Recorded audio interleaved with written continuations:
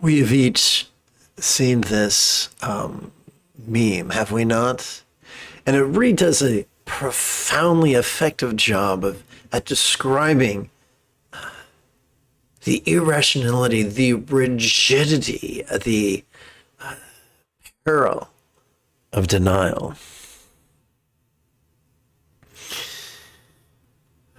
And yes, we've all heard the quote, denial's more distant than a river in nature, blah, blah, blah. But it's real. When late-stage capitalists are in denial of climate change, they invite peril. When people with big noses and wiry hair like me ignore the genocide occurring on the other side of the world, in Palestine, in the Congo, in Ukraine, and other places, we are facilitating peril. Whether you're an entrepreneur or a business person or an athlete or just in a relationship, denial of problems does not solve the problems. It creates the space for the problems to get much, much worse. Few problems get better when ignored. How many people have gone to the doctor in order to be given a death sentence when it could have been avoided had they simply gone to the doctor earlier? And yes, there are extenuating circumstances, especially when for-profit healthcare rules the land. But still, denial ain't your friend. So what are we to do with the obstacles that have been set before us by happenstance, by malice, by divine caprice? What are we to do? We have been told that circumstances will crush us, that there is no way to transcend our obstacles. But what if transcending our obstacles, be they circumstantial, physical, interpersonal, or mental, what if transcending our obstacles was easier than we've been told? The first step to this is radical vulnerability, which of course is the opposite of denial. Now, I'm not going to lie to you and tell you that denial's a flimsy tissue paper sort of a thing that you can just make it blow away. No, denial's real. How do we transcend it? We can't use willpower. We can't use logic.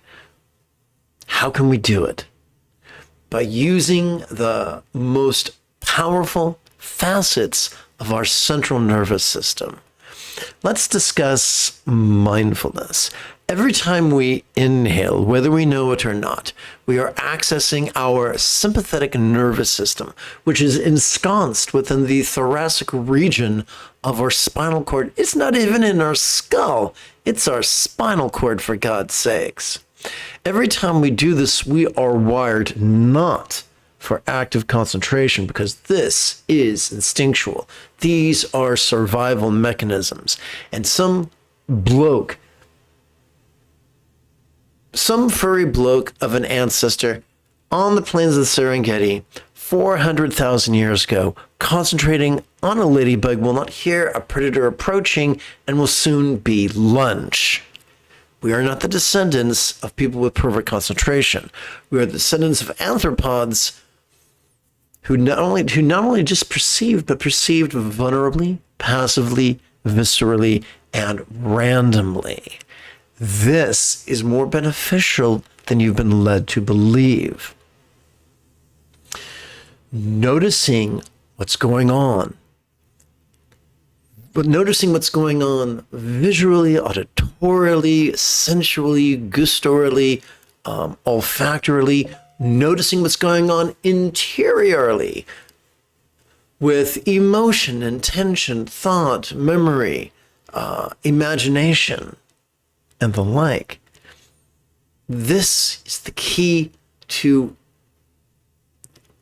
the vulnerability that can admit that things don't look good, that things are not optimal, because we cannot fix that which is not optimal until we recognize that it is not optimal. And this is not through being clever thinking. This is not through a belief mechanism. This is by tapping into the most fundamental facet of our central nervous system. Let's see. So, I'm not a fan of affirmations. Affirmations are lies that we tell ourselves about our past, about our present, or about our future. They are an act of rigidity. They are an act of trying to control. But consider, if you will, these 12 syllables that we could silently and mentally recite during each inhalation, perceiving this very turbulent play of mind, admitting, wrong button. So admitting to ourselves that in this moment, there is stuff going on, that our brain is noticing stuff through its sensory organs and through its self-awareness. It is noticing stuff. This is not a lie.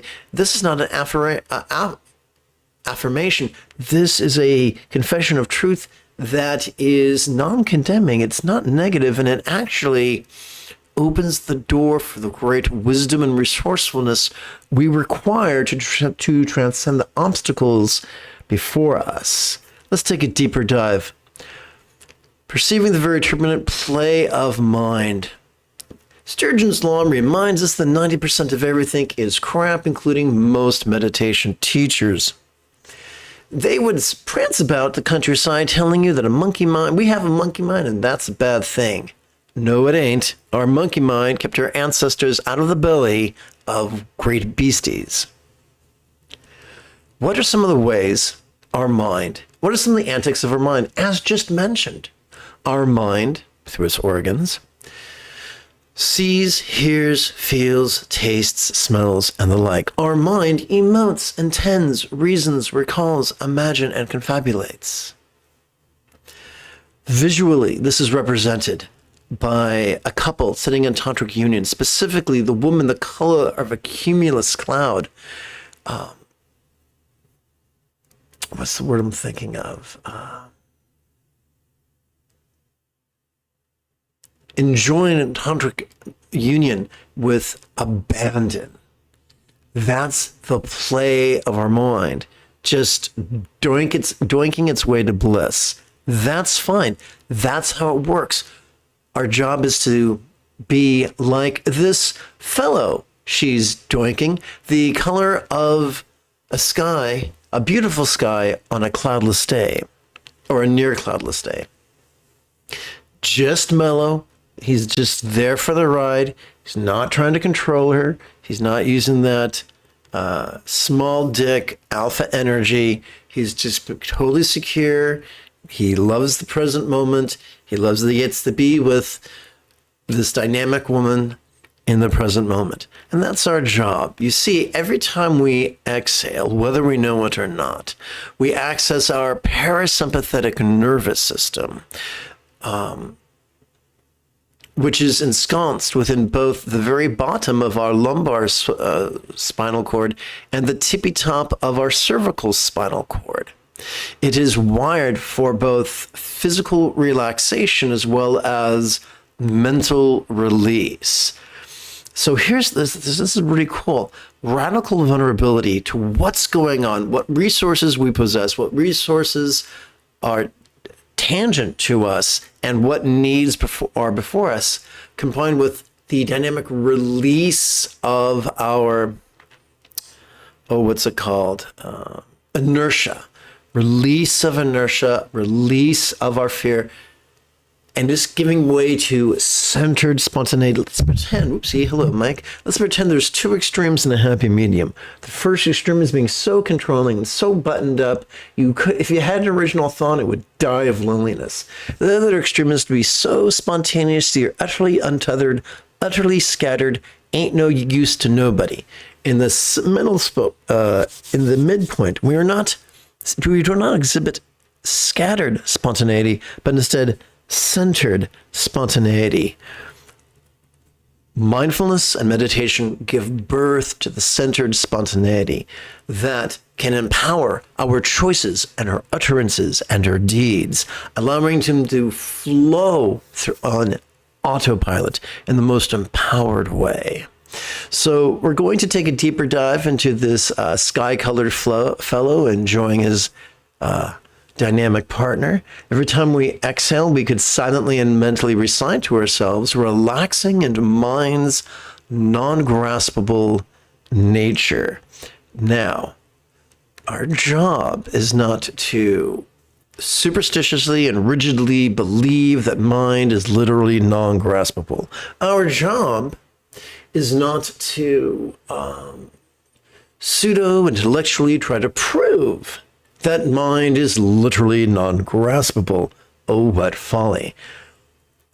Anybody who's graduated the 4th grade should have been taught that not all statements are literal, that many are figurative, sometimes similes, sometimes metaphors, sometimes hyperbolic. And so here's how it works.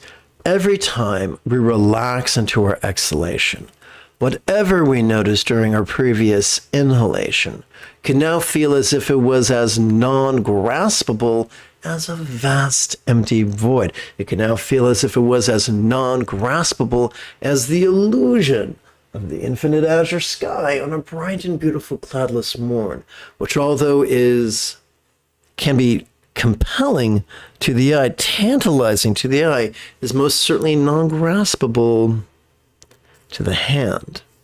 And there you have it. Emptiness solved. Selflessness solved. Birthlessness solved. They're all metaphors for the non-graspability that we can access every time we allow our body to relax in harmony with our breathing, which is already wired into our central nervous system. All we have to do is get out of our own way and cooperate with the vulnerability and perception of the inhalation and the physical relaxation and mental release of the exhalation. We're just standing back, putting our hands in our pockets, and letting our central nervous system do what it has evolved to do in the most wonderful way. I think it could be quite lovely before we start this morning's meditation to actually, as a team, practice to chant the Tuesday morning. This is Tuesday, that should be Thursday. The Tuesday morning excerpt of the total space of Vajrasattva, composed many centuries ago by Gaurab Dorje, a reformer of Buddhism, edited by the Tibetan luminary Chogyal Namkhai Norbo, translated into English by Adriano Clemente, adapted and amplified by yours truly. Before we do that, allow me to remind you that if any point during the remainder of this live stream you have a specific question about Buddhist chanting, Buddhist meditation, Buddhist philosophy, or how to apply them, you simply type your question in great detail in the chat window, which if you're using a laptop or a desktop should be on the right, and if you're using a smartphone, it should be at the bottom of your screen.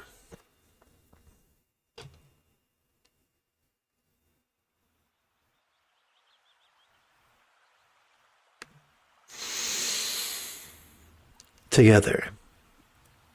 The suffering of beings is the bodhicitta, or mindset of enlightenment, that fully manifests while pervading all, without ever being moved. It abides equally just as the reaches of space. How ironic is it that the very act of coping with suffering, through the two truths of noticing and releasing, causes us to master the mindset of enlightenment? Nicknamed Nothing Special, this enlightened mindset is available for all beings with a rudimentary nervous system. Together. That which is the equality of all distinctions is conceived by saying it is karma. Were it really under the power of karma, self-originated wisdom would not exist.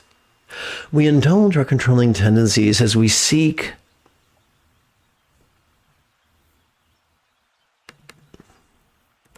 our cause of stress that we might remedy. These controlling tendencies are the common denominator of that which exacerbates stress. There is no purification like the relaxation and release of meditation.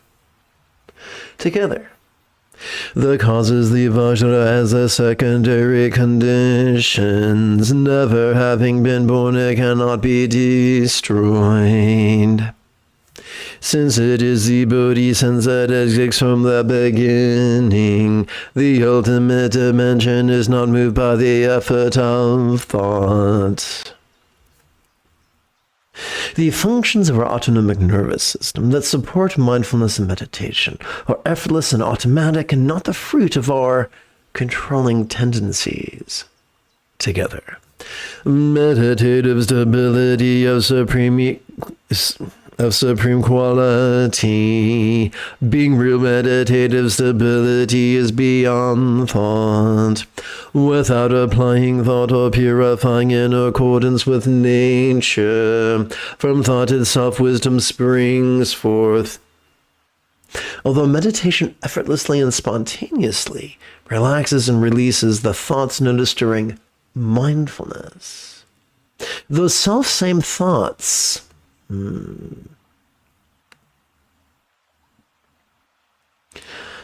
are the grist for its mill and therefore support the process.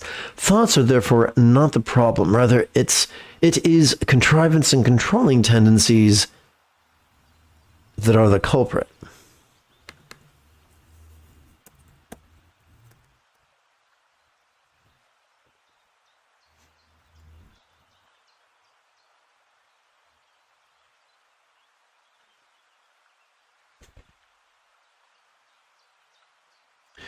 I would very much like to chant with you and meditate with you, and we shall do that after less than a minute of housekeeping.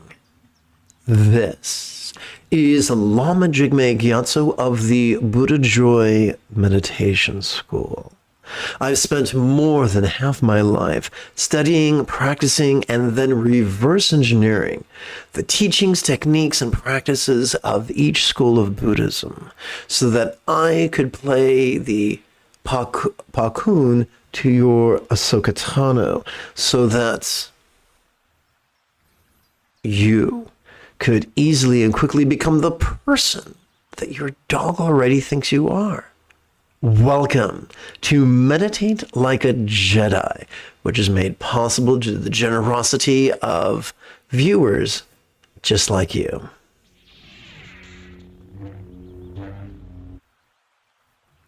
We come now to our final premeditation chant. We're going to play with the recitations of Empathetic Bodhicitta and Enthusiastic Refuge. We're going to begin with a literal recitation employing what I like to call the triplet chant. Together. May I liberate all beings from the tyranny of hating, craving, and clinging by relying on the Buddha's example, instructions, and students. The Buddha's example, instructions, and students are such useful tools that they earned the metaphoric nickname the three wish-fulfilling jewels, which are referred to in this final recitation that is rather concise, somewhat figurative, and is chanted with a bookend chant together. May I liberate all beings by relying on the three jewels. May I liberate all beings by relying on the three jewels. May I liberate all beings by relying on the three jewels.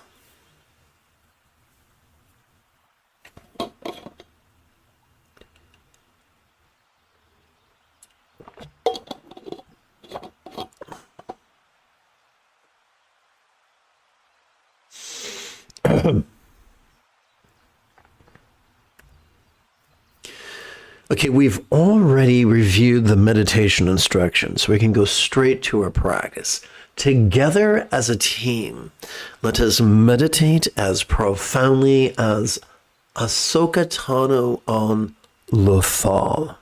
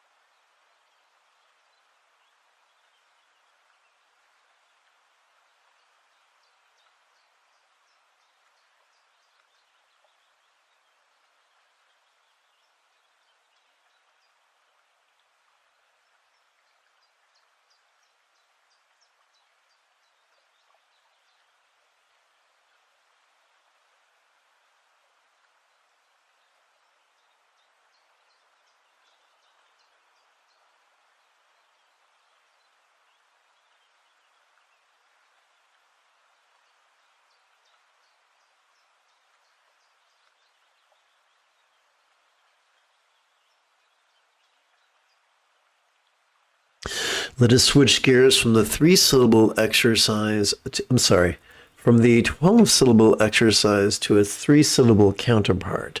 Its 3-syllable counterpart is to silently and mentally recite, notice this as we breathe in, and relaxing as we breathe out. Now, sometimes we're going to experience heavy-duty turmoil. And that happens if we want. We can get more specific with our external perceptions or our internal perceptions. If everything's copacetic and you feel like just grooving with, notice this, relaxing, great, go for it. But if you find yourself in crisis, sometimes generalized categoric specificity can help. Now, what do I mean by categoric specificity? So, I mean, we're not saying beautiful or ugly, we're just saying appearance. We're not saying harmonious or discordant, we're saying resonance. We're not saying pleasurable or painful, we're saying sensation.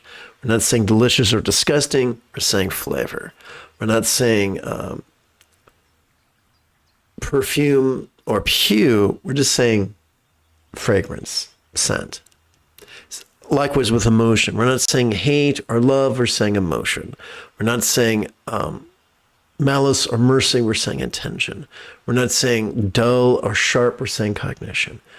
You know, we're not talking about a good memory or a bad memory, but just a memory. We're not talking about a negative imagination or a positive imagination, just imagination. Doing so helps us to be non-dually perceptive, and it can be very helpful, especially in crisis.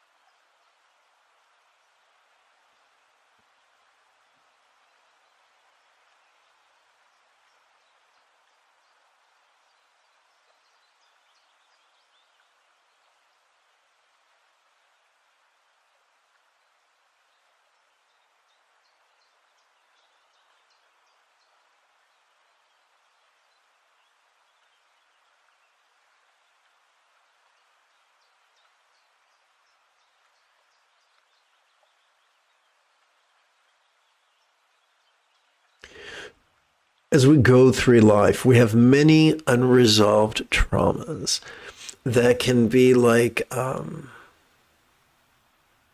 sandbars across a port that an experienced pilot needs to navigate around. Well, instead of doing that, we can confront it when we get stuck on the sandbar of an unresolved event, maybe one that we had forgotten. We can simply work with memory, relaxing, and that way we are harnessing the energy of that traumatic event in a non-dual way without worrying about whether it was good or bad or right or wrong or kind or cruel or fair or unfair. We're just calling it what it is, a memory. Now let's switch. Same principles. We're going to play with their one-syllable aspect. Once again, our go-to is this ease.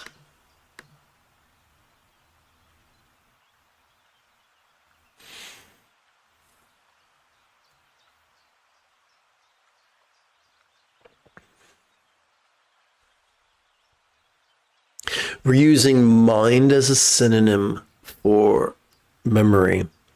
And we're using the verb mind as a synonym for recall. We're using dream as a synonym for imagine.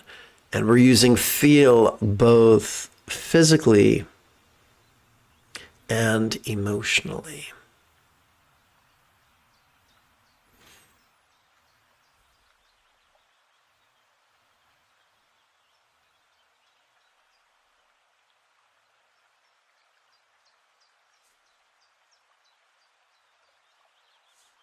A simpler synonym for memory could be simply then.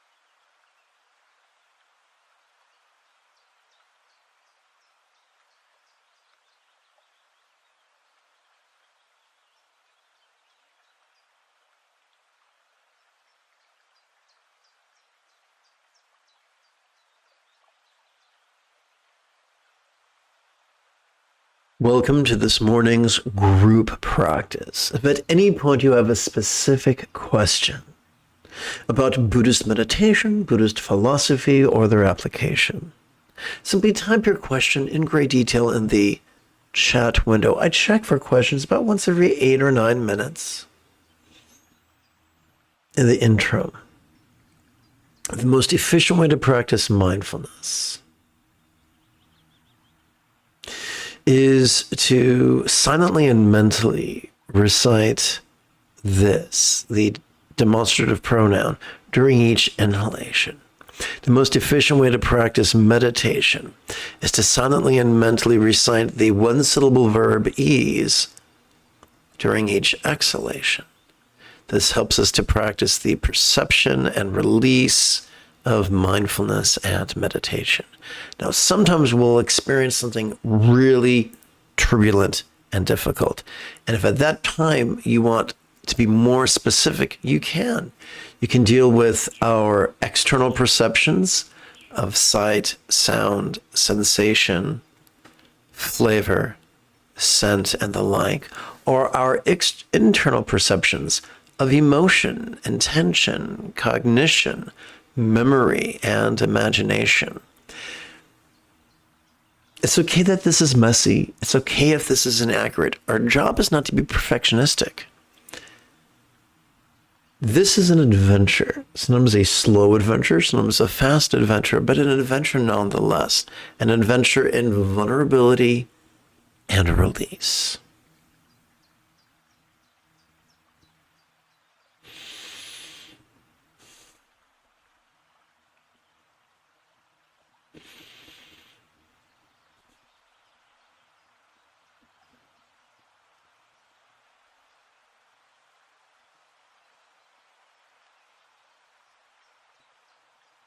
So I'm going to choose to be vulnerable right now. I'm what you call neurospicy. I have ADHD and autism exacerbated by fetal alcohol spectrum, Epstein-Barr virus, and C, PTSD. So there's a lot going on.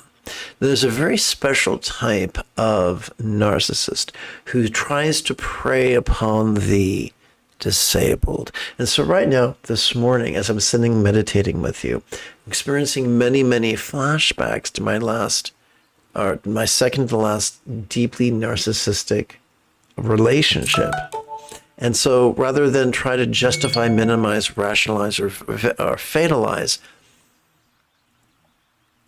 when memories come, I'm working with then ease. Some of those memories turn into fantasies, and then it goes back to dream ease. Sometimes it calms down. I go and I practice this ease.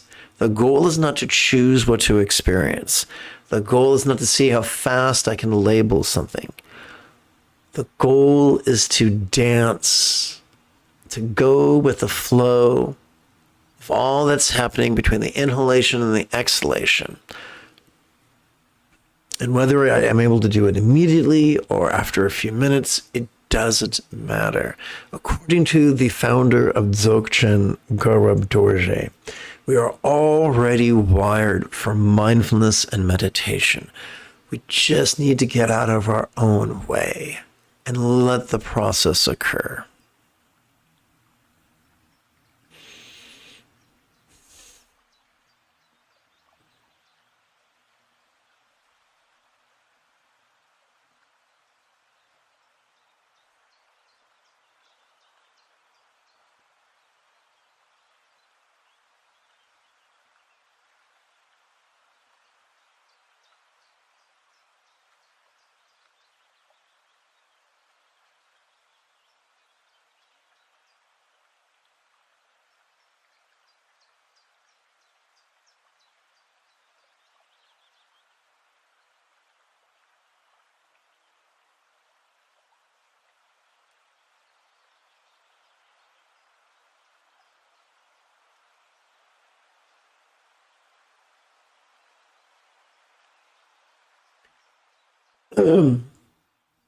Let us explore a oft abused platitude. Hurt people hurt. No one is born a sociopath. They are molded into one. No one chooses to be narcissistic. It is a neurological dysfunction, perhaps developmental. There's some debate on this subject. It is interesting that most people, male or female, regardless of their culture, regardless of their sexual orientation,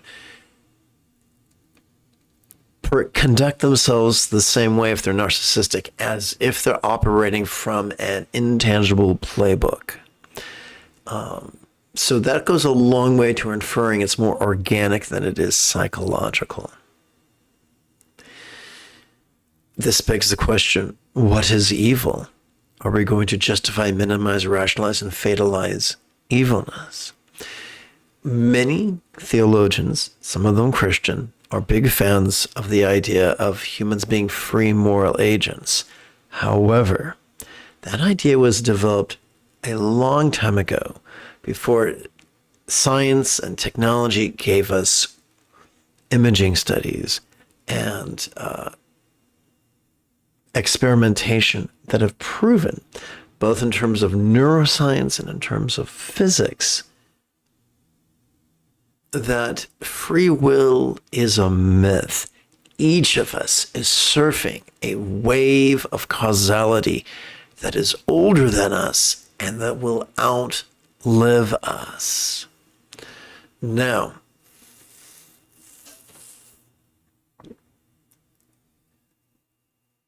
within our pockets of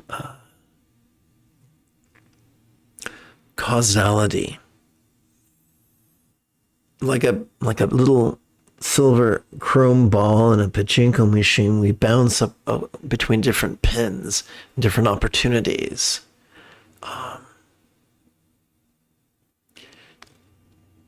There are people who live in denial of science and in denial of causality, and they say, oh no, it's all free will. If you were experiencing genocide, it's because you had it coming. Maybe you were negative in a past life. If you were beaten to death as an infant, you had it coming because you were negative in a past life. Oh, no. No. There is no free will. We're doing the best we can with what resources we have.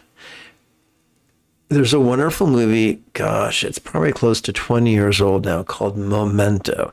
And the best thing about Memento was that in the Blu-ray bonus features, they show the actual article the movie was written on, and how people with certain forms of brain damage,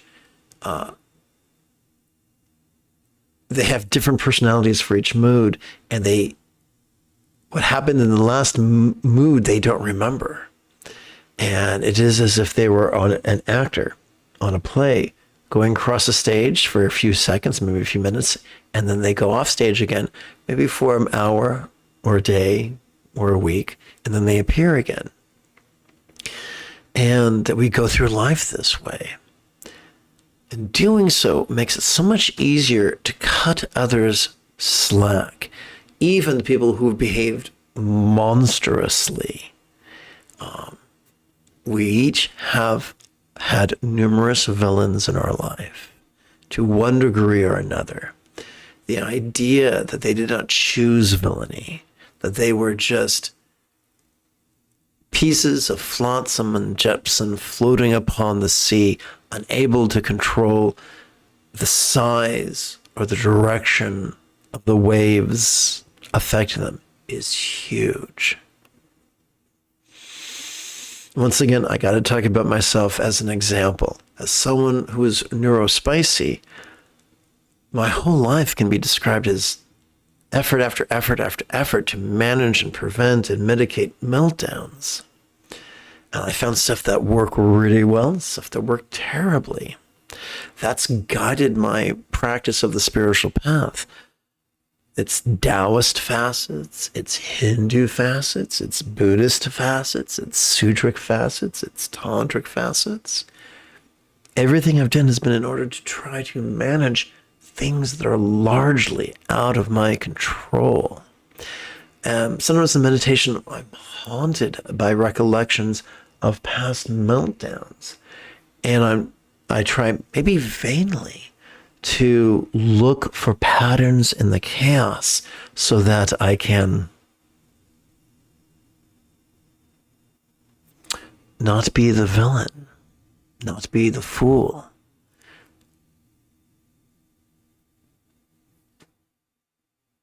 Neurodivergents who can't control their meltdowns sometimes come to a bad end.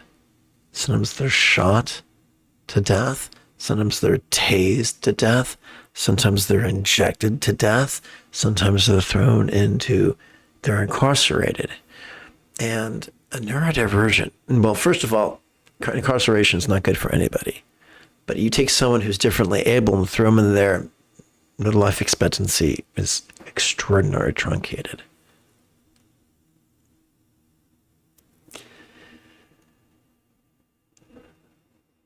My job when meditating isn't to push away disturbing memories of the past or disturbing anticipations of what could go wrong in the future. My job is to perceive them with the utmost of vulnerability, to relax as best as my twisted little body can during each exhalation, and stand back and watch the magic because in this circumstance, in this dynamo of perception and release, our minds are able to make connections they have heretofore not been able to make. The common denominator of the greatest luminaries have always been able to make novel connections. And here's the irony. They don't make them. They just set space and allow them to occur, and then they test them in the crucible of their own body and mind to notice what results they get. And then they see if they can replicate it in others' lives. So it's safe to be honest with our shortcomings. It's safe to be vulnerable to the memories of us playing the fool so that we can learn from it. A very, very lazy-minded self-help teacher once was teaching, and during a Q&A, someone raised their hand and said, "How do I prevent losing my temper in the future?" And he laughed at them and pointed and they said, "Well, it sounds like you're planning to lose your temper in the future." No, they've recognized a pattern in the past and they're trying to modify it and transcend it in the future. Beware of people like that who just tell you to ignore everything and only focus on the here and now. That's concentration. The Buddha didn't teach that. He taught us to be vulnerable to our perceptions and our emotions, intentions, thoughts, memories, and imaginings. Be vulnerable to them. And meditation offers us this wonderful opportunity to process this to a degree we have not done before, that we might evolve within our little pockets. And this is where things get fuzzy. Is this opportunity that has come your way because you are the master of your fate, the captain of your ship, or is it just blind, dumb, stinking luck? The enthusiasm with which you capitalize or seize upon these technologies, is that because you're awesome and foolish, or is that once again because of your circumstances? The first time I have received these teachings over and over and over again, and it took me a long time for them to sink in, not because I didn't want to learn, because I wasn't in a place where I could learn, despite my need to learn, despite my desire to learn. So if this is your first go around and you feel overwhelmed, please be gentle with yourself. If this is your 47th go around, please be gentle with yourself. It can be argued successfully that you're doing the best you can.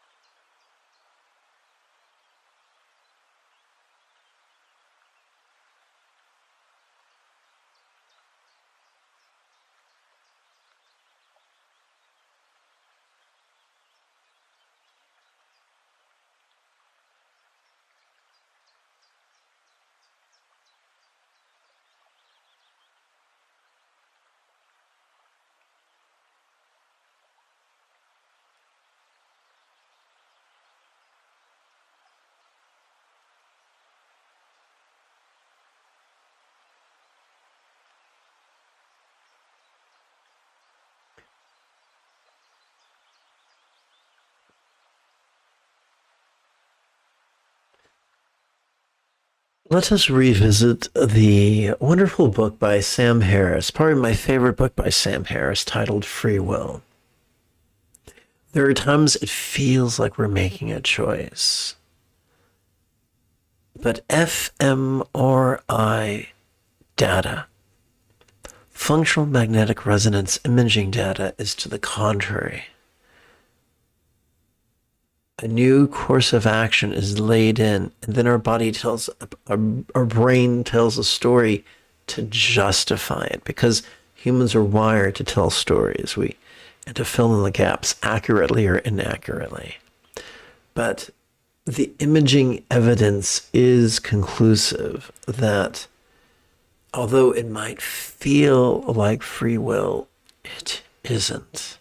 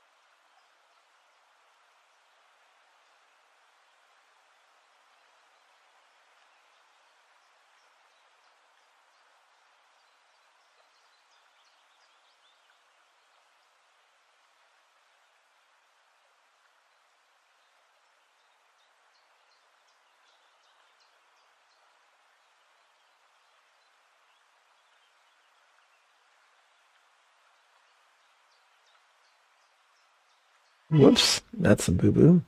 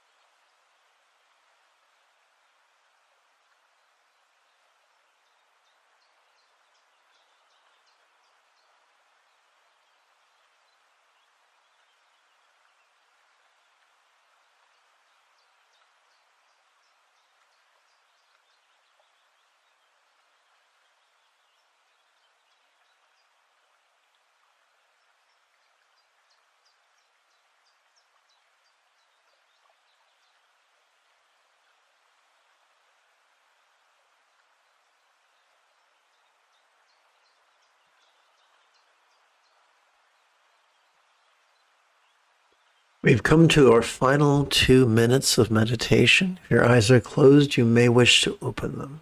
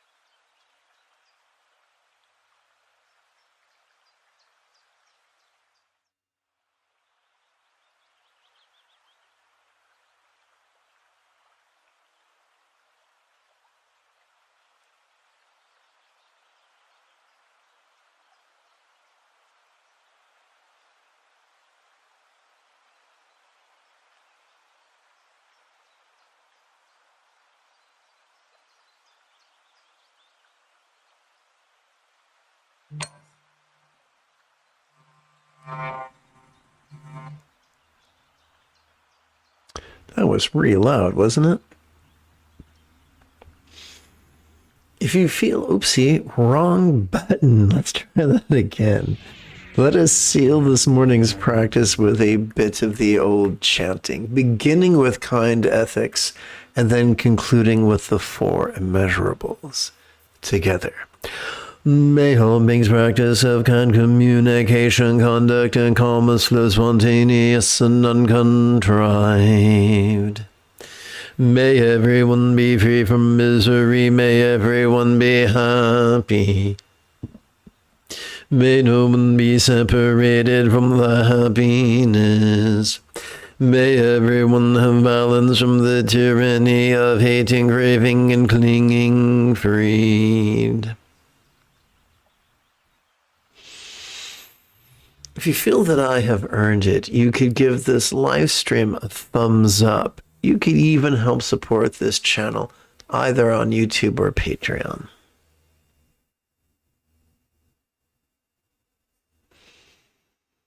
Let's see, what button am I looking for? And if you are as geeky as me, this is the way.